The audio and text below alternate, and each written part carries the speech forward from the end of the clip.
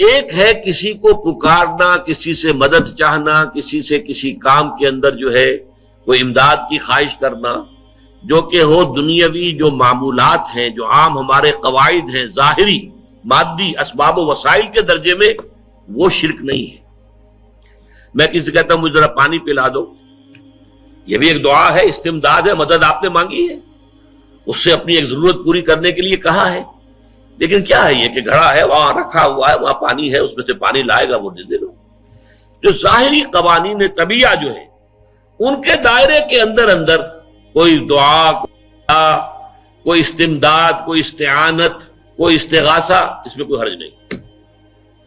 غیبی اعتبار سے کسی کے ساتھ بھی کوئی دعا کی جائے گی اللہ کے سوا، وہ شرک ہے۔ وہ استدعا ہو، استغاثہ ہو، استعانت ہو، استمداد ہو، استنصار ہو، کچھ بھی ہو، غیبی طور پر دنیا کے معروف طریقوں میں اور جو ہمارے طبعی قوانین ہیں ان کے دائروں کے اندر اندر مدد مانگنا، اس میں قطعاً کوئی شرک نہیں، یہ توحید ہے۔ البتہ اس میں بھی ایک باریک نکتہ ہے۔ ایک بزرگ تھے جو فوت ہو گئے، انہوں نے یہ بات مجھے جس طرح سمجھائی تھی وہ آج بھی میں ان کا مشکور ہوں کہ دنیا میں عام قاعدے قانون کے تحت بھی کسی سے کچھ کہنا کہ بھائی میرا یہ کام آپ کر دیجئے، آپ کر سکتے ہیں، ایک دفعہ کہنا جائز ہے، دوسری مرتبہ یاد دلا دینا کہ شاید بھول گئے، وہ بھی جائز ہے، تیسری مرتبہ کہنا شرک ہو جائے گا۔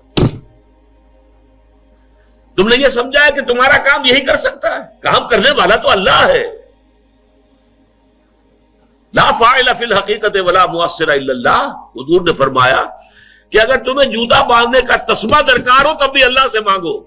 کسی کے سامنے سوال کا جو ہاتھ جو ہے وہ دراز نہ کرو۔ اللہ نے تمہیں ایک عزت نفس دی ہے، اس عزت نفس کو دہلا نہ بناؤ، کسی کے سامنے جو ہے اپنا ہاتھ پھیلا دینا، اپنی عزت نفس جو ہے اس کو ختم کر دینا ہے، مت مانگو کسی سے کچھ۔ لیکن یہ کہ ٹھیک ہے دنیا میں کام چلتا ہے۔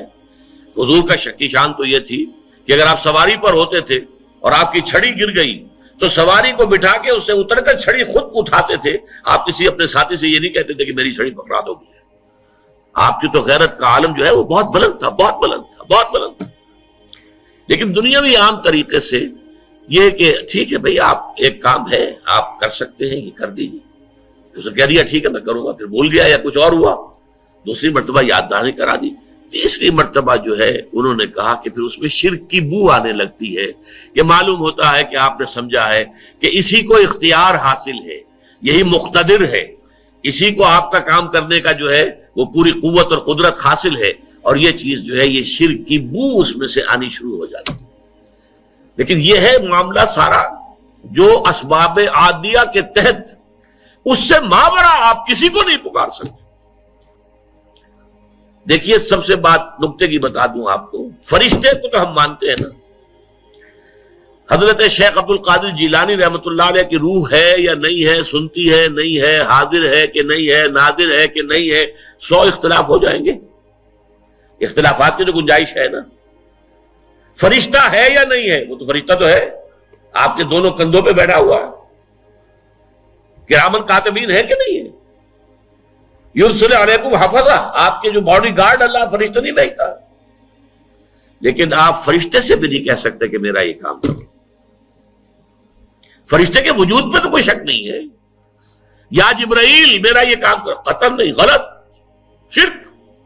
لا تدعو مع اللہ احدا، اللہ کے سوا پکارنا کسی کو نہیں ہے، دعا کسی سے نہیں ہے، استغاثہ کسی کا نہیں ہے،